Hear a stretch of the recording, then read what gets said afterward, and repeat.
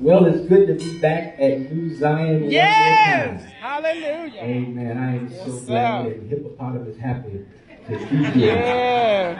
One more time. Amen. Last time I was here, amen, y'all were in transition. Amen. But I'm glad to know today. Hey! Amen. That God has sent somebody to New Zion. Hey! Amen. Amen.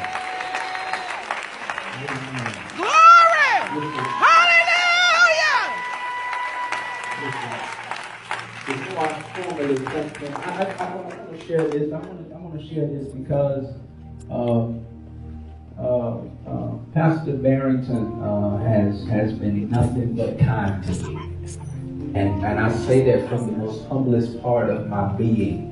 He has been nothing but kind to me. When I first came at the time one way, I came there off of what we like to call second hand, if you will. At the time they was having this particular service at one way years ago, and the speaker that they had lined up couldn't make it, and he called me and told me to come. Amen. And I don't know what happened to that speaker, but I've been coming ever since. Amen. Amen. But no, that's one of my good friends in ministry, and I thank God for our partnership. Pastor Barrington has been a mentor. He don't know it, but I'm one of his mentees. Amen. He ain't officially adopted me yet, but you know, I just took on that role myself. All right. Amen. Walk in it, brother. Amen. The only thing is, I got to get him to respond to phone calls. Jesus. Amen. Help him. He responded like 2 weeks later. And Yeah. I remember what I told him. Help him, Jesus. Amen. But he is a good friend of mine, and he's been kind to me. Some leadership things and some transitional things that I'm in now. So can you do me a favor all over this church and help me thank God for your man of God, the one and only.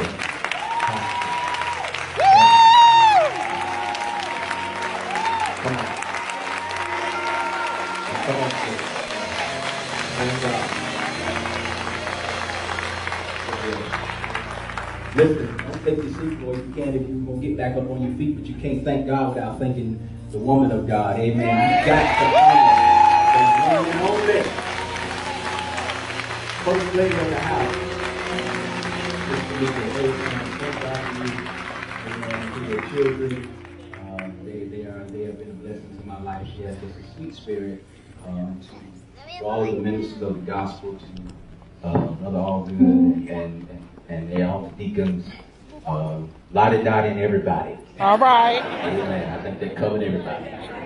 Amen. Now this is youth day, going back to school day or whatever. But as he stated, I am a graduate of North Carolina Central University, Eagle Pride Amplified. Amen. Let it be known.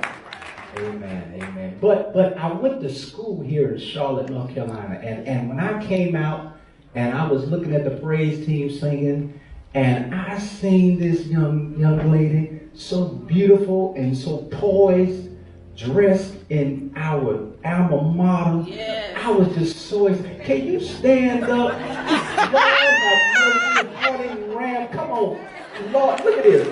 The maroon and gold. Yes. Yes. Class of, when did you graduate? 86. Amen. I was class of 2007.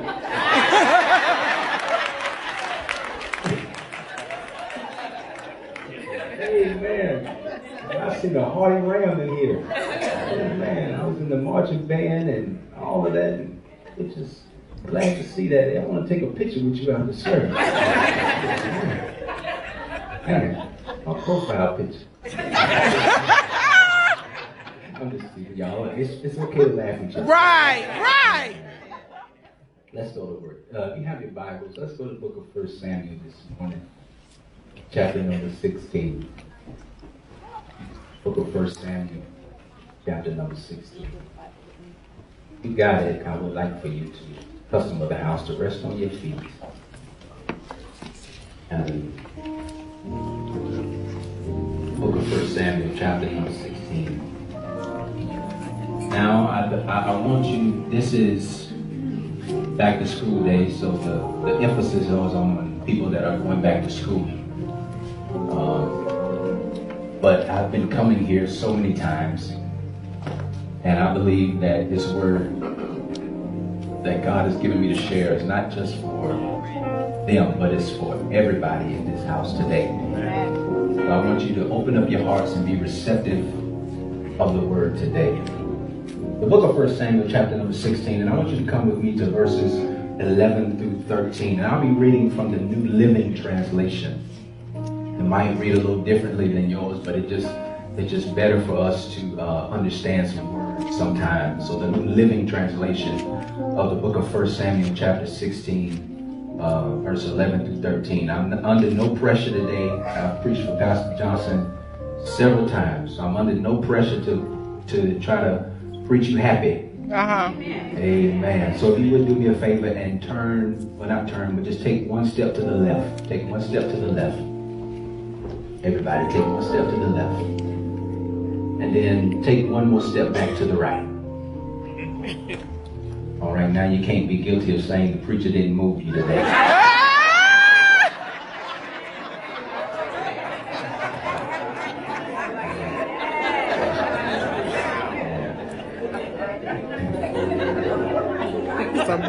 Samuel chapter 16, verse 11 through 13. Now the New Living Translation, it reads like this. Then Samuel asked, Are these all the sons you have? There is still the youngest, Jesse replied, but he's not in the field. He's out in the fields watching the sheep and goats. Send for him at once, Samuel said. We will not sit down to eat until he arrives. So Jesse sent for him. He was dark and handsome and with beautiful eyes. And the Lord said, This is the one. Anoint him. So as David stood there among his brothers, Samuel took the flask of olive oil he had brought and anointed David with the oil. And the Spirit of the Lord came powerfully upon David from that day on. Then Samuel returned to Ramon. I want to pull out in verse number 12. Then the Lord said, This is the one. Anoint him. I want to talk this morning from this thought with the Lord's help in your prayers. It takes time.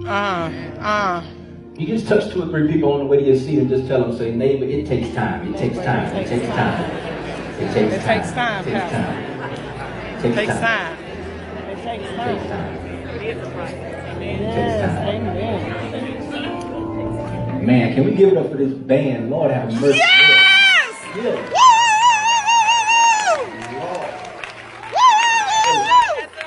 Yeah, baby! Myself, man. Yes, sir. Amen. Lord have mercy. Amen. It takes time. Pastor Barrington, it was about a year or so ago when I went to New York City. And got anybody from New York? All right. All right. I went to New York, and I was very excited to go to New York. It was my first time going, and when I was there, one of the key things that I was wanting to do, I was not going to leave New York City until I rode the infamous subway. I've heard things all about the subway. I wanted to go to New York just to ride the subway, of course, to see Times Square, but I wanted the subway experience because I've never ridden the New York subway. And if you know anything about a subway is something that is underground. And it is a transportation service that moves underground. And so what you have to do is that when you start out in one place and then you go down these steps and then you get your ticket or whatever you're going to do, you get on the subway and you ride underground, and then once you get to your destination, you get off the subway and then you come back up the steps and then you're in a whole different city, you're in a whole different street, a whole different state. And these are the things that happen on the subway. And so as I rode the subway that particular time, and I got off the subway in a totally different place, that is when God began to give me a preaching sermon because of that. And so I can find a sermon out of anything. And so I was on the subway, and he began to talk to me about the preaching that's in the subway. And what I like to call it is Miss Suggs, I like to say that this is what God likes to call subway ministry. Because subway ministry is when you are moving underground, but you can't be seen, but you're still moving. Come on.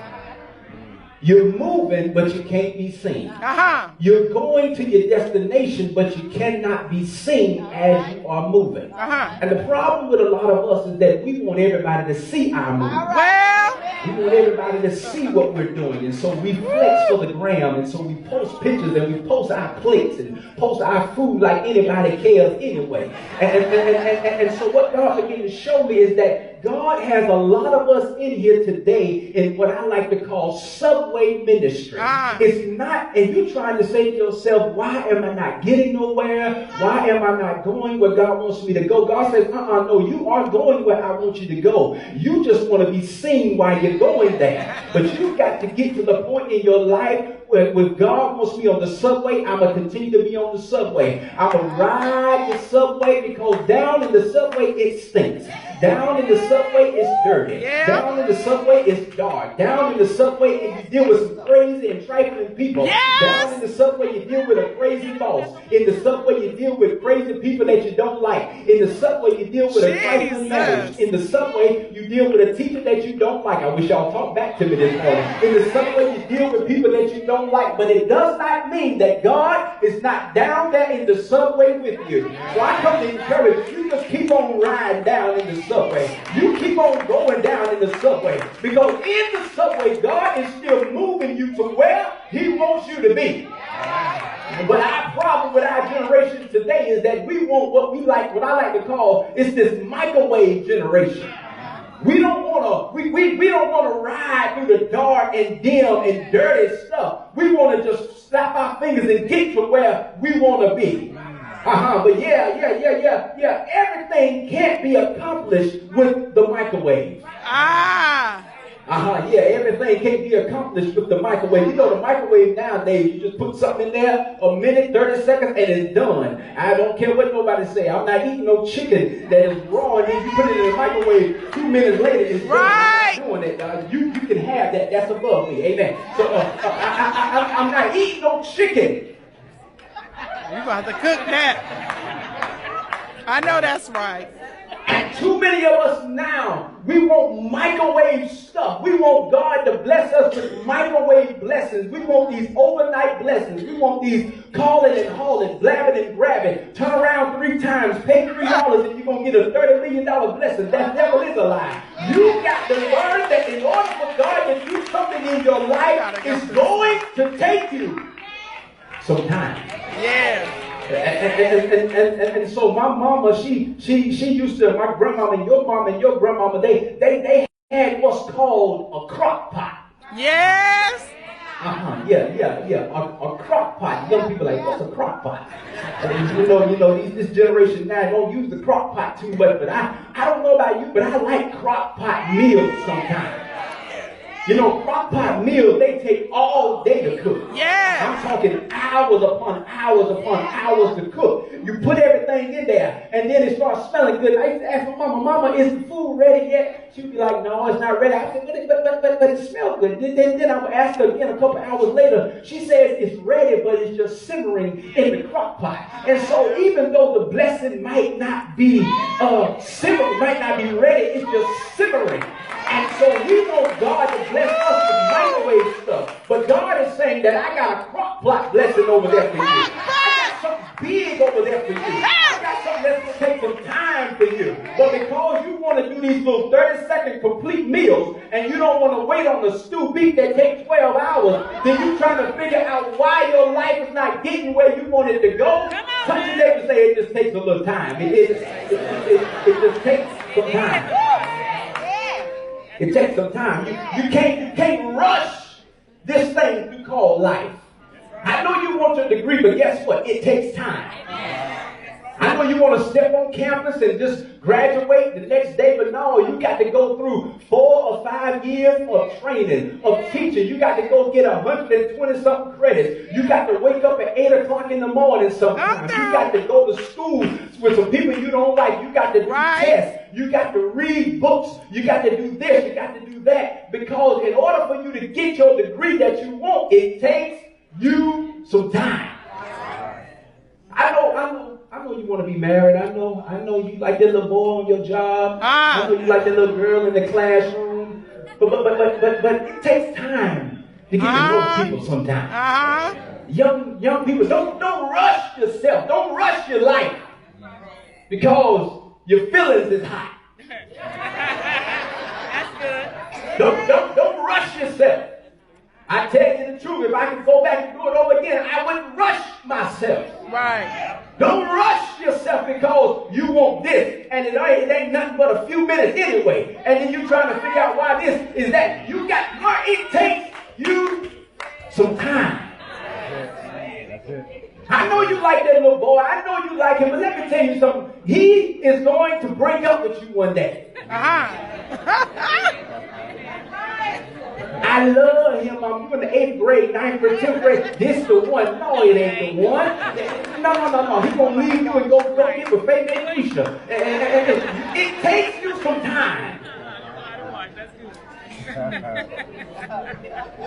to get where you want to be. Such is the case in our text this morning. A fellow by the name of David. David was a very unique character in the text. You know David, the same one that killed Goliath with a slingshot and a stone. But in this particular passage, this is when he gets his commission. He gets anointed to become the next king. And so Samuel gets word from the Lord to go down to Jesse's house, and Jesse has 8 sons. And one of them sons is going to be the next king of Israel. And so Samuel gets his stuff together and he goes down to Jesse's house and he asks Jesse, I'm paraphrasing, he asks Jesse, he says, where are all of your sons? Where is all of your sons? Because God sent me to your house to tell you that your next son is coming from your lineage. And I need to find out who your next son is so I can see which one I want to anoint, or which one God has chosen to be anointed.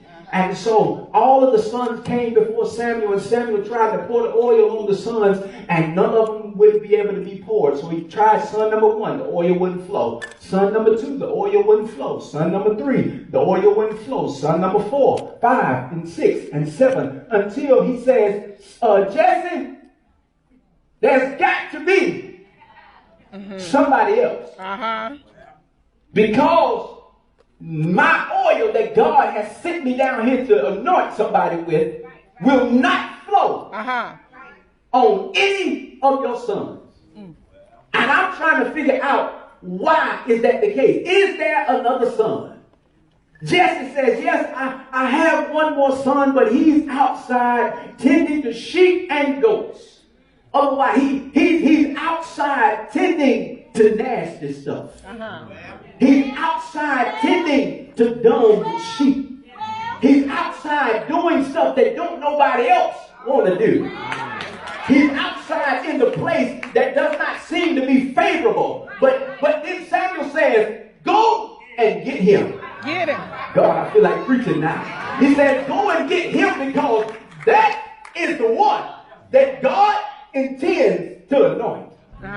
Lord, next time you invite me back, I'll preach I am the one. But for this particular time, he says, this is the one. So David comes in. I'm in the Bible. The Bible says David came in and he was a fine, chocolate, sexy young brother. And he had beautiful eyes. Yes, sir. That's what it says.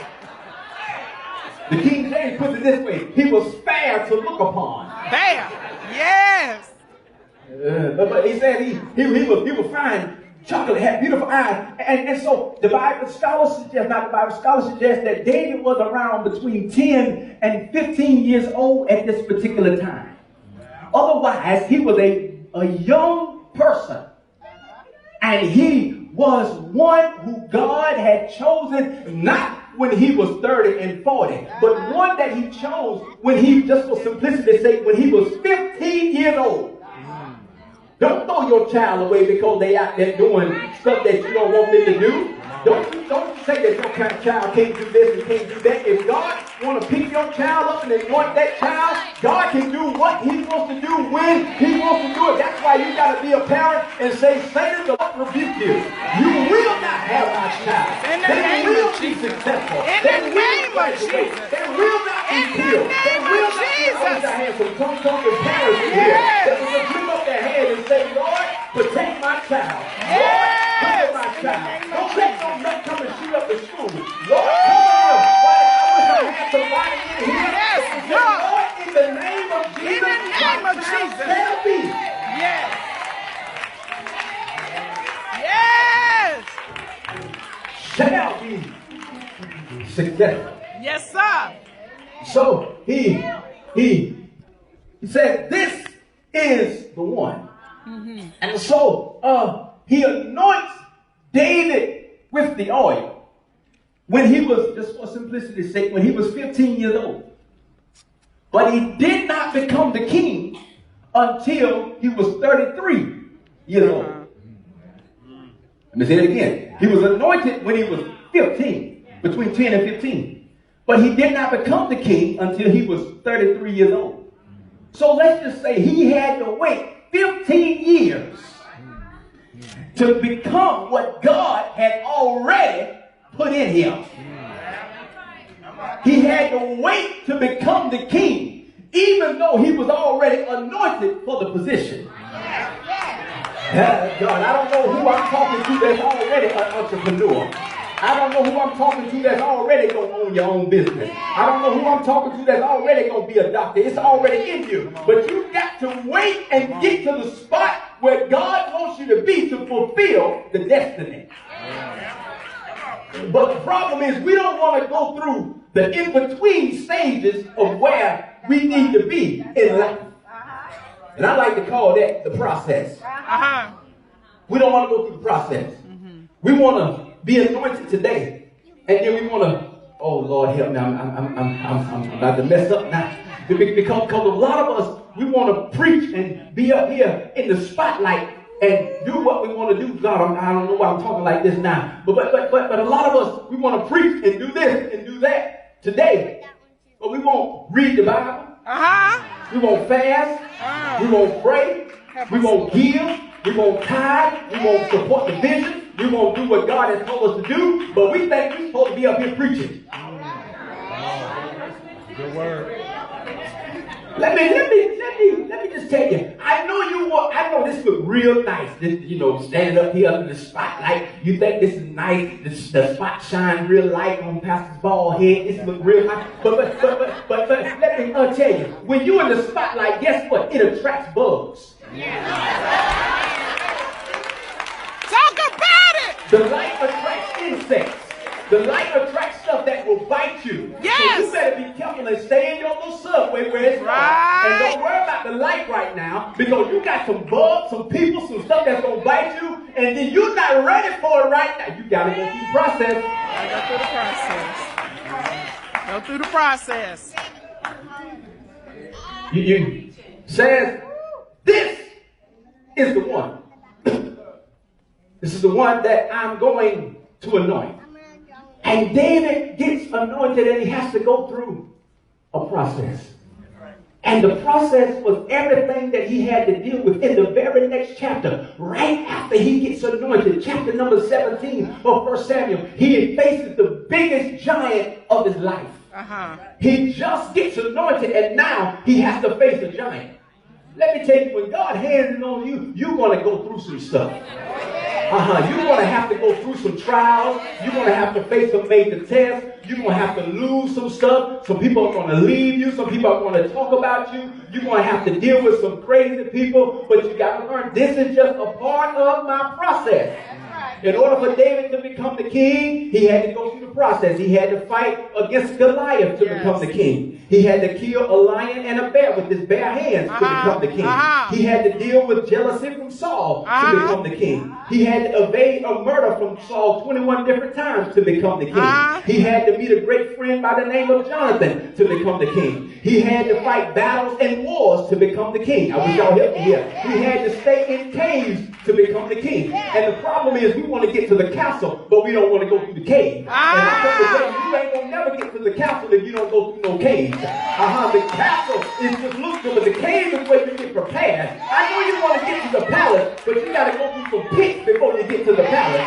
So learn how to stay in the process. Hallelujah. In order for God to get what he wants to get out of your life. The process, it stinks. The sheep stinks. It's dirty. It stinks. I smell like urine. I smell like poop. I smell like this. I smell like that. But what God says, this is the one. Oh God, y'all just missed what I said. I smell like urine. I smell like poop. I smell like outside. Smell like this, smell like that. But when I came before the prophet, God said, this is the one. I don't know who I'm talking to in here today, but I need somebody to know I don't care how much you've done in your life. I don't care how many times you've fallen. I don't care how many times you've sinned. I don't care how many times you done drink. I don't care how many times you done got high. I don't care how many times you done slept with him, them, and everybody else. I don't care how many times you done this and done that. If you come before God with the right spirit, God will forgive you of your sins and say, this is the one. Don't worry about what you've done in your past. Your past is behind you for a reason. Don't worry about what you've done with them. Don't worry about that. You got to understand that God has a plan for your life. Tell your neighbor, say, yeah, this is the plan for me. Yeah. It stinks, but this is the plan. I don't like it, but this is the plan. I don't understand it, but this is the plan. And I'm going to keep on going through my process until God fulfills everything he needs to fulfill in my life.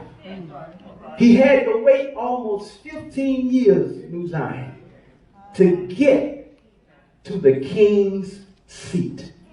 What are we willing to wait on in order for God to get what he needs to get out of our life? The problem is we don't want to wait. We got a problem with waiting. Church people has a problem with waiting. Am I by myself? Lord, when are you going to show up? I've been faithful. I've been doing right. I've been trying to live the best I know how to live. I ask for forgiveness when I fall. Lord, when are you going to show up? And he told me to tell you this morning, it takes time. But the good news is that even though it takes time, it's good to know that he still has you on his mind. And you're trying to figure out why I got to deal with this, I got to deal with that. You get ready to go back to school in a couple of weeks, and you're trying to say, I don't want to go back to school. You're trying to figure out what you're going to wear the first day. You're trying to figure out why your mama and your daddy ain't bought you no school clothes yet, and you get nervous and all of this stuff. Can I tell you, it takes time. It takes time. You're trying to figure out how you're going to pay for college, how you going to, FAFSA ain't called you back yet, Sally Mae tripping, and you ain't got no money. Mama and them told you they ain't going to give you no loan. Can I come and help you this morning? It takes time. I don't know who I'm talking to, but there's somebody here today that you're trying to figure out right now how you're going to pay for next semester. And I just heard the Lord say, I don't know who you are in here, but I just heard him tell me to tell you that God wants you to know that even when it seems like he's late, he's still on time. Yes, sir! I don't know who that was for, but I just felt a shift in the spirit. God said, even though you feel like he's late, I can still show up on time. The people put it this way. He may not come when you want it. But he's always. You've got to learn to go through the process. And the process is what you are anointed for. The process is rough, but you've already been anointed for it. The process is hard, but you've already been covered for it. The process is terrible, but you've already been favored for it. I know you're frustrated in the process. I know you don't want to wake up and catch the bus no more. I know you're tired. I know you don't want to take no more classes. I know you don't want to start. I know you're frustrated, but it's all a part of the process. And so, if you will, I want to demonstrate this process to you this morning, and I want to demonstrate this process because Mama taught me something when I was growing up. She taught me how to bake a cake. But in order to bake a cake, it takes. Hello, y'all want? It takes some time, and so this cake. Ooh, it look good, don't it? Clean up the dot. All right. And so, to go through the process, it takes time. And so what a lot of us do that know how to bake, what we do is we just go ahead and, yep, this is what I'm supposed to do. Yep, I'm about to do this right here. Because I know how to do this. Yeah, I don't need no help. I know how to do this.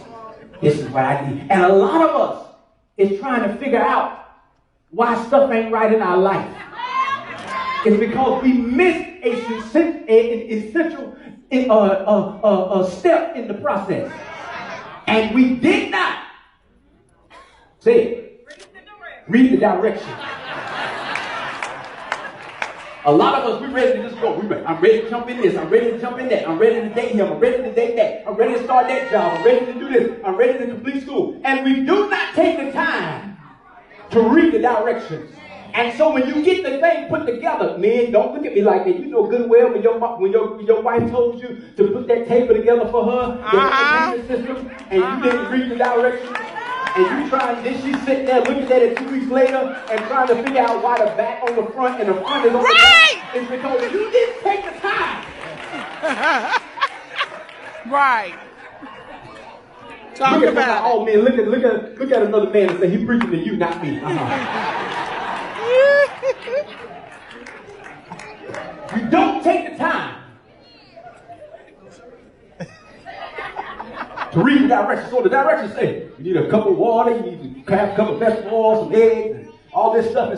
And so you got to have the necessary tools and ingredients to get. So you have to, don't forgive me here. I'm really not a baker, I'm a cook. There's a difference. I'm not good at baking, but I can cook. And so we're going to take a snap at this. Oh, Lord. There we go. And then you put that in there. And so after you do that, it says that you need a cup of water. So you get you some water. You get your cup of water. And put that in there. I need to put 2, that's half a cup. Get your pink slip, it's just an ingredient. Every time you got to rob Peter to pay Paul and you ain't got no money, it's just an ingredient. When your dollars don't want to holler, your quarters won't get in order, your dimes don't come on time, the nickels are fickle, and your pennies ain't plenty. It's just an ingredient. That God, he begins to take his spiritual wit and he stirs it up so that it can get what it needs to get. And so he stirs it up now. I done stirred it up. What's your name, brother? Mary. What's up, man? Is this ready yet? No. Oh, is your, somebody named Mary? Somebody named Mary?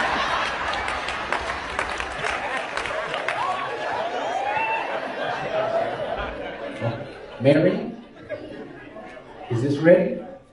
It's not ready yet, right? Why is it not ready? I'm sorry? Oh, God, help me preach the sermon. Lord, I feel like shouting over there with that one. He said, I didn't put it in the oven.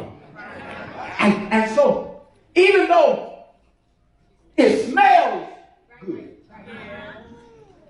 it's not ready yet. And so what you have to do is, this ain't perfect, but it's just for demonstration's sake. You stir it up, and you have to pour it in the pan, right? That's what you do. Pour it in the pan evenly. And then what Mama would do, she would take her, and she got to get the,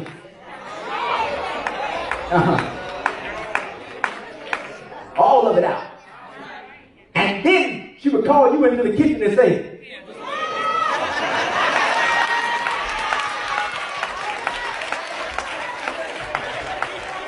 sometimes when God gets your blessing almost ready, He'll give you a little taste of it. To let you know, eyes have not seen, ears have not heard, neither have it entered into the hearts of men what the Lord has. What He has in store for you. Look at your neighbor and say, it just takes a little time. It just takes a little time. Yes, sir!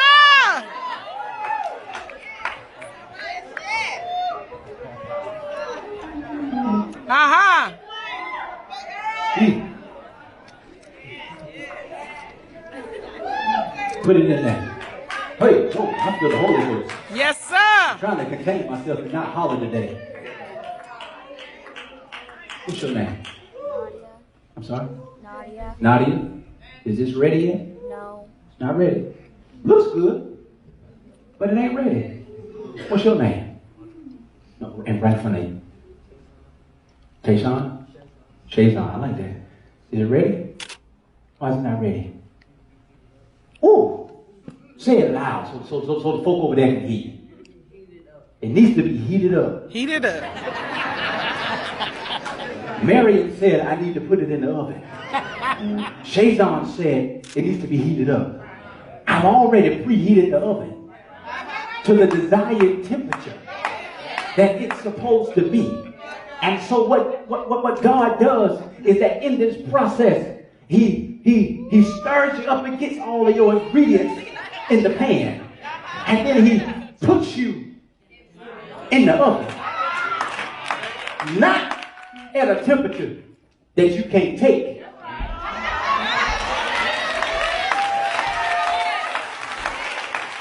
But because He read the instructions of your life, He knows how much you can bear. I know it seems good. I know it seems like it's too hot for you. I know it seems like you want to throw in the towel. I know it seems like you want to give up. But just stay in the oven. So he puts the cake in the oven. And so what Mama would do, she would set her timer. You know, we had them old, the white ones, about that big, it was circular. You would set the timer to about, what is it? About 50 minutes. You're just not ready for it yet. I know you want that big old Beamer and that Mercedes Benz, but you won't even wash your little 1999 Corolla. You won't even take it to get an oil change. You won't even do this and that. You want God to bless you with something like this, that the oil change is $5,000 on it, and you won't even get a $30 oil. You're just not ready yet.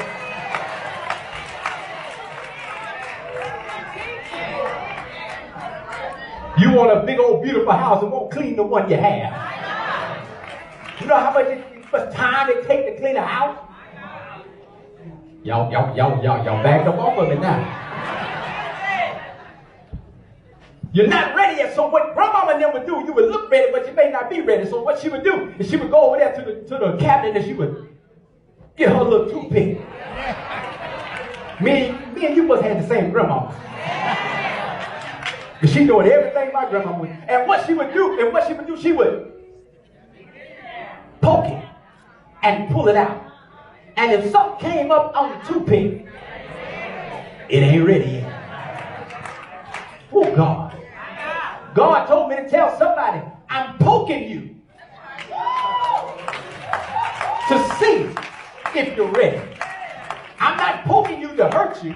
I know them little pokes hurt sometimes. I know when they lie on you, they talk about you, that's just God poking you. Because whenever you got to be able to take some stuff when God bless you with what he's going to bless you with. And every time somebody poke you, you ready to spaz back on them, you ain't ready yet. Every time when somebody poke you and you ready to cuss them back out, you're just not ready yet. Every time somebody tell you and lie on you and post something on Instagram and you ready to have a social media war, baby, you're just not ready yet. So God keep on poking you until he finds out that, yep, you are ready.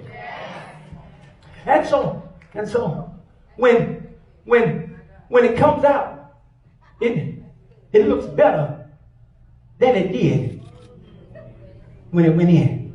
So when it comes out,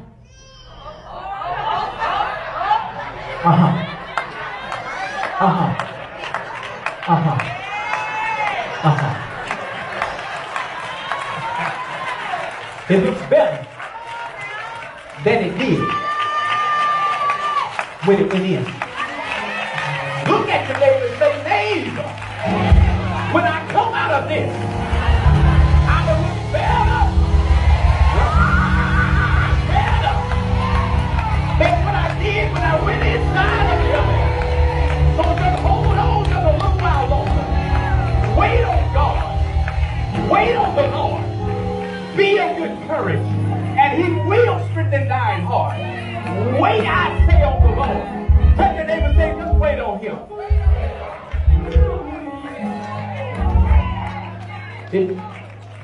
One more thing. Y'all sit down and make me nervous. One more thing. Next time you get up, you stay up. I got to tell you. And I'm going to take my seat. This is a beautiful cake. Beautiful cake. And y'all make sure y'all cut it up and give it to people. But only let somebody that can cut it, that can cut 100 slices out of it. I know people that can take a cake and cut it real. So that the kids can have some. Amen. But this cake look good. Looks real good. It tastes real good. I'm not a cake man, but this tastes good. But this tastes nasty. Right. This tastes good. This tastes nasty. This, it tastes good. But that egg, it's disgusting. So I'm in my seat when I tell you, if I slice this up and give you a piece, Brother Allgood, what's that called? Sharon? What's the other word? If I give you a piece, what's it called? A piece? A portion. A piece of cake.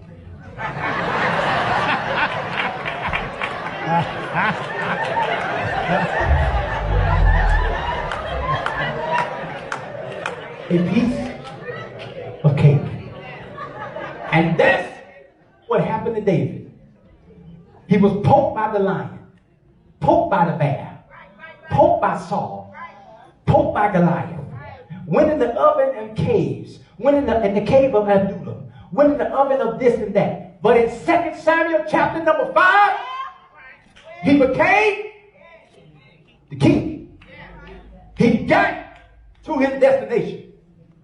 And when you look back on it, everything that you had to go through is only a piece of cake.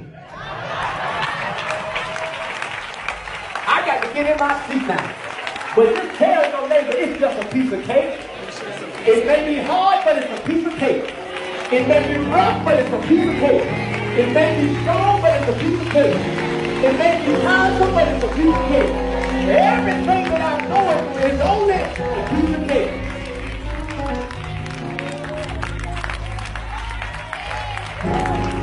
I said, tell somebody it's a piece of cake. I know it seems hard, but tell them it's a piece of cake. I know it seems rough, but tell them it's a piece of cake. I know it seems hard, but tell them it's a piece of cake. It's a piece of my cake. Every time I lose my job, it's a piece of cake. Every time they fire me, it's a piece of my cake. Every time I fail a test, it's a piece of my cake. Every time I get thrown up to get sent to the altar, it's a piece of my cake. Everything is a piece of my cake. And your piece of cake tastes real good. May not seem good. May not sound good. May not even look good. But it was necessary. But it tastes real good. Hallelujah, God. Bow your heads and close your eyes. Thank you, God. Thank you, God. I'm going to do two things.